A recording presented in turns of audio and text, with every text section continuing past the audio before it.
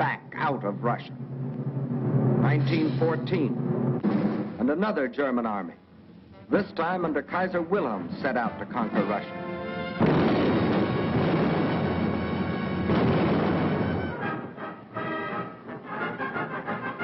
This time, the Russian people, under the regime of the Tsar, were not only fighting German guns,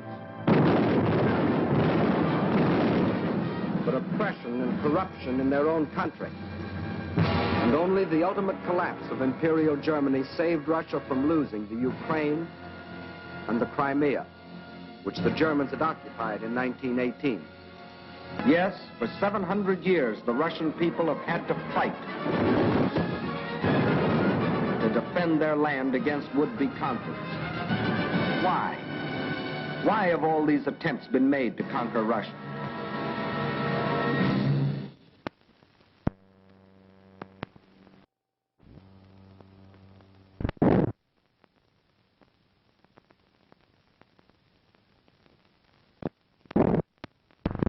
Perhaps Russia itself can provide the answer. Here it is, 1/6 of the Earth's surface, reaching from east to west nearly halfway around the world, and southward from the North Pole to the borders of India. One country of 9 million square miles. That's our own country 3 times over, or all of North America and 1 million square miles to boot. The sun never sets on Russia. When it is dusk on its western borders facing Europe, it is already dawn on its eastern borders facing the Pacific.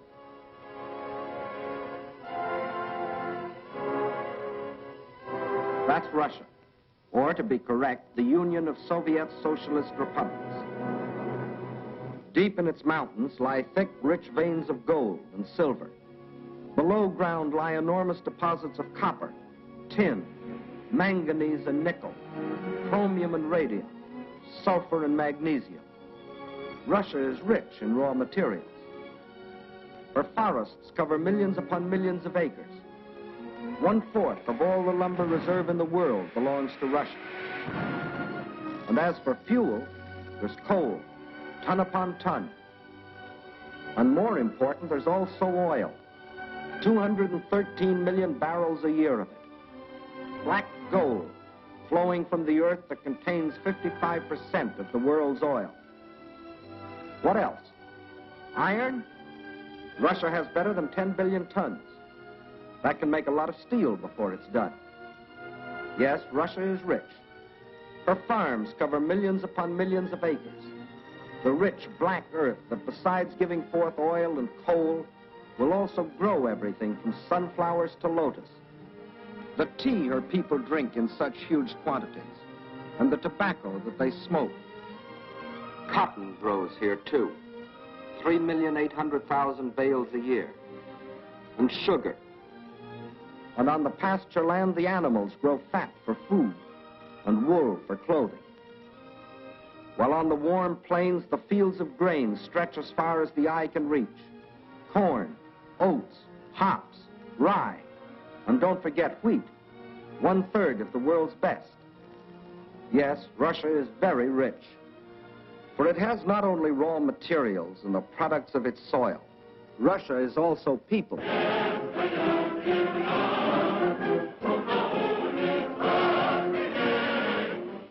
193 million people.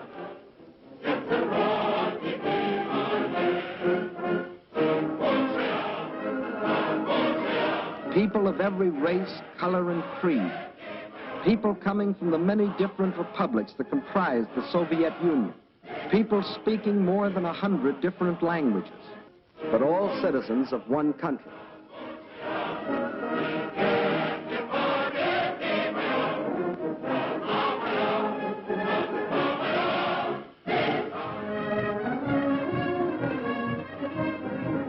Whether they are the great Russians, the descendants of the first settlers of this vast area, and for 1,000 years its main population, or Cossacks, the famous horsemen from the open plains of the Don River Valley.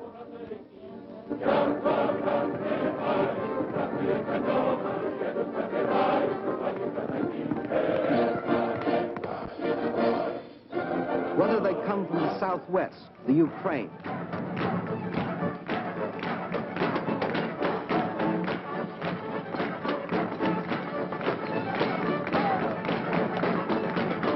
Here, in the breadbasket of the Soviet Union, live the Little Russians, better known as Ukrainians.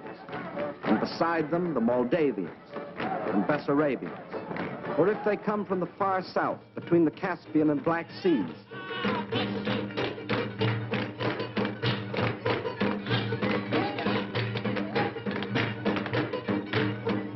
where we find the Armenians and the Georgians, the Ingush, the Cherkess, rugged as the high peaks of their native Caucasian mountains.